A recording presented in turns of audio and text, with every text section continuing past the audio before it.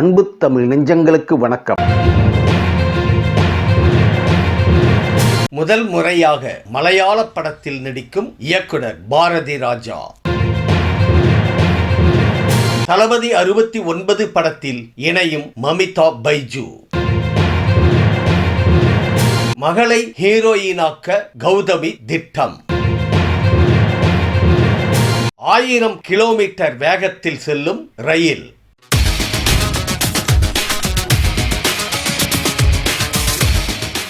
ஆயிரம் கிலோமீட்டர் வேகத்தில் செல்லும் ரயில் சீனா பரிசோதனை. மணிக்கு 1000 கிலோமீட்டர் வேகத்தில் செல்லும் புதிய ஹைப்பர் லூப் ரயிலை சீனா வெற்றிகரமாக பரிசோதித்துள்ளது. கடந்த ஆண்டு இதற்காக டத்தோங் நகரில் 2 கிலோமீட்டர் தொலைவுக்கு உருவாக்கிய வழித்தடத்தில் ரயிலை இயக்கி சீனா சோதனை செய்துள்ளது. இந்த ரயில் மாக்லேவ் தொழில்நுட்ப அடிப்படையில் செயல்படக்கூடியது. ரயிலின் சக்கரம் தண்டவாளத்துடன் உராய்வு கொள்ளாது. எனவே விமானத்துக்கு இணையான வேகத்தில் செல்ல முடியும்.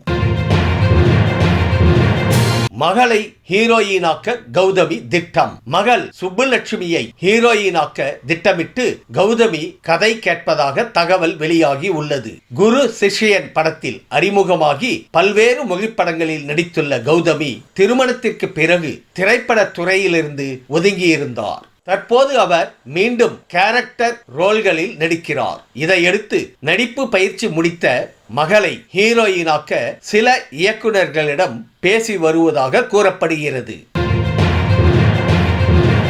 முதல் முறையாக மலையாள படத்தில் நடிக்கும் பாரதி ராஜா. தமிழ் சினிமாவில் காலத்தால் அழியாத பல சிறப்பான படங்களை இயக்கிய பாரதி ராஜா நடிகராகவும் சில படங்களில் நடித்துள்ளார். தெலுங்கு மற்றும் ஹிந்தியிலும் பல படங்களை இயக்கியுள்ள அவர் மலையாளத்தில் இதுவரை படம் இயக்கவோ நடிக்கவோ இல்லை.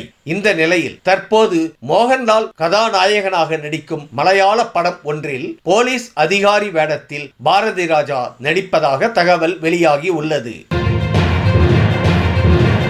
தளபதி 69 படத்தில் இணையும் மமிதா பைஜு. தேர்தல் அரசியலில் கால் பதிக்கும் முன்பு நடிகர் விஜய் கடைசி திரைப்படமாக தளபதி 69 படத்தில் நடிக்க உள்ளார். KVN நிறுவனத்தின் தயாரிப்பில் வினோத் இயக்க உள்ள அதிரடி அரசியல் கதை களத்திலான இப்படத்தில் மிக முக்கியமான கதாபாத்திரத்தில் பிரேமலு திரைப்படத்தின் கதாநாயகி மமிதா பைஜு நடிக்க உள்ளதாக தகவல் வெளியாகி உள்ளது. அண்மையில் அவரிடம் படத்திற்கான லுக் டெஸ்ட் நடத்தப்பட்டதாக சினிமா வட்டாரங்கள் தெரிவிக்கின்றன.